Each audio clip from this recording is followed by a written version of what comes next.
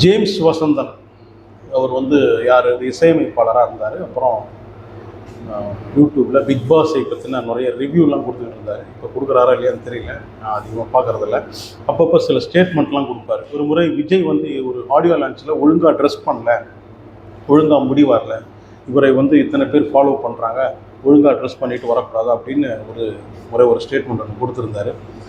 அதுக்கப்புறம் இப்போது லேட்டஸ்ட்டாக இன்னும் ஒரு ஸ்டேட்மெண்ட் கொடுத்துருக்காருன்னா விஜயை பற்றி தான், இந்த ஜனநாயகனுடைய பிரச்சனையை பற்றியும், அப்புறம் விஜயோடைய ரசிகர்கள் மீதும் விஜய் மீதும் ஒரு விமர்சனத்தை வச்சுருக்காரு. விஜயோடைய ரசிகர்களுக்கு வந்து படம் மட்டும் போதும், அவங்களுக்கு வந்து கொள்கையோ கோட்பாடோ கிடையாது, போஸ்டர் வைப்போம், அதாவது பேனர் வைப்போம், அப்புறம் அடித்து உடைப்போம் அப்படின்லாம் சொல்கிறாங்க.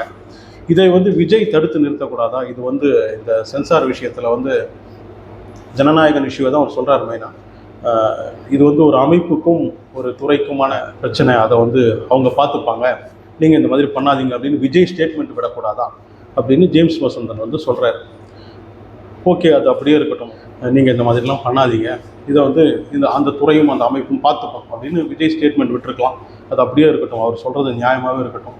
இதே ஜேம்ஸ் வசந்தன் இன்னொரு கேள்வியும் கேட்கணும். நான் ரொம்ப நாளாக இதை பற்றி ஒரு வீடியோ பண்ணணும்னு இருந்தேன், இப்போ இதுக்கு கரெக்டான டைமாக இருக்கும்னு நினைக்கிறேன். அது என்ன அப்படின்னா, திமுகவுடைய ஒரு பேச்சாளர் இருக்கார் இல்லையா, ஒரு கிருஷ்ணமூர்த்தி, அவர் எப்படி பேசுவார் அப்படின்னு எல்லாருக்குமே தெரியும்.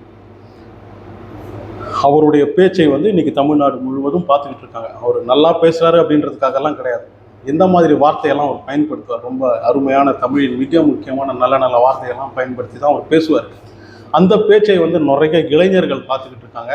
அதை வந்து யூடியூப்பில் வந்து நிறைய சேனலில் அவர் சொல்லும் ஒரு குறிப்பிட்ட வார்த்தையை வந்து கட் பண்ணி போடுவாங்க. ஸோ இந்த வீடியோவை பார்க்குறவங்க வந்து சின்ன பசங்கள்லேருந்து பெரிய இளைஞர்கள், வயசானவங்க எல்லாருமே பார்க்குறாங்க. சின்ன பசங்கள்லாம் இவர் பயன்படுத்தும், அதாவது நம்ம திமுகவின் மிக முக்கியமான பேச்சாளர் பயன்படுத்தும் அந்த வார்த்தையை வந்து கேட்டு சிறுவர்கள்லாம் வந்து நாளைக்கு அந்த மாதிரி வார்த்தைகள் எல்லாம் பயன்படுத்துவாங்க இல்லையா, அதெல்லாம் பயன்படுத்துறதுக்கான வாய்ப்பு இருக்குது. ஏன்னா அவங்க அதை தானே கேட்குறாங்க. யூடியூப்பை திறந்தால் சில அதிக வீடியோஸ்லையும் இவருடைய அந்த ஒரு வார்த்தை மெயினாக ஒரு டேஷ் போட்டு சொல்லுவார்.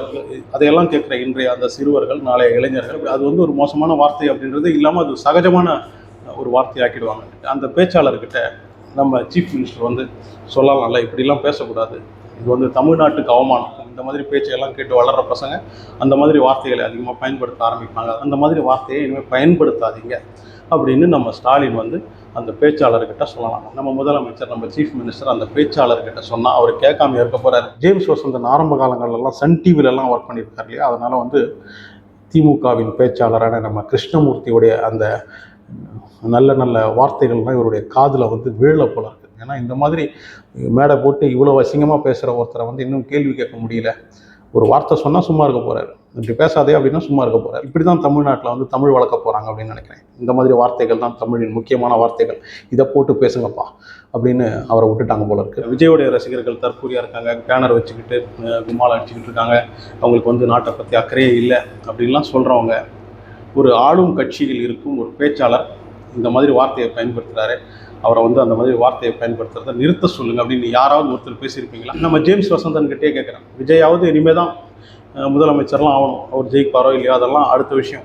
இப்போது முதலமைச்சராக இருக்கிற ஒருத்தருக்கு வந்து இந்த மாதிரி ஒரு பேச்சாளர் இப்படி பேசுகிறாரு, தமிழ்நாட்டை வந்து அவ்வளோ அவமானப்படுத்துகிறாரு, வெளிநாட்டில் இருக்கிறவங்க இல்லைனா வெளி ஸ்டேட்டில் இருக்கிறவங்களாம் இவருடைய பேச்சை கேட்டாங்கன்னா இவ்வளோ மோசமாக இருப்பாங்க தமிழ்நாட்டில், அதுவும் ஒரு ஆளும் கட்சியை சேர்ந்த ஒருத்தர் வந்து இப்படியா பேசுவாங்க அப்படின்லாம் நம்ம தமிழ்நாட்டு மக்களை பற்றி அவங்க என்ன நினைப்பாங்க? ஸோ அதுக்கு ஒரு தடை போட வேண்டாமா? அவருடைய பேச்சுக்கு ஒரு தடை போட வேண்டாமா? அதை செய்யணும்ல. விஜயுடைய ரசிகர்களை பற்றி பேசுகிறவங்க இவருடைய பேச்சை பற்றியும் பேசுனா நல்லாயிருக்கும். நம்ம ஜேம்ஸ் வசந்தனும் இந்த பேச்சாளரை கண்டித்து, அவருடைய பேச்சை கண்டித்து, அவரை வந்து இன்னும் முதலமைச்சர் கேள்வி கேட்காததை கண்டித்து, அவரை இன்னும் அடக்கி வைக்காததை கண்டித்து ஒரு வீடியோ போடுவார் அப்படின்னு எதிர்பார்க்குறேன். விஜய் அவருடைய ரசிகர்கள் கிட்ட சொன்னால் அவங்க கேட்பாங்க அப்படின்னா, ஒரு முதலமைச்சர் அவருடைய கட்சியில் இருக்கிற பேச்சாளர்கிட்ட சொன்னால் அவர் மட்டும் கேட்க மாட்டாரான்னு கண்டிப்பாக கேட்பார். ஸோ நம்ம ஜேம்ஸ் வசந்தன் இதை பற்றியும் நாளைக்கு வந்து அவர் பேசுவார். ஏன் இப்படி ஒரு பேச்சாளர் பேசுகிறார் அப்படின்றத பற்றியும் அதை கண்டித்தும் அவர் ஒரு வீடியோ போடுவார் அப்படின்னு நம்புவோமாக.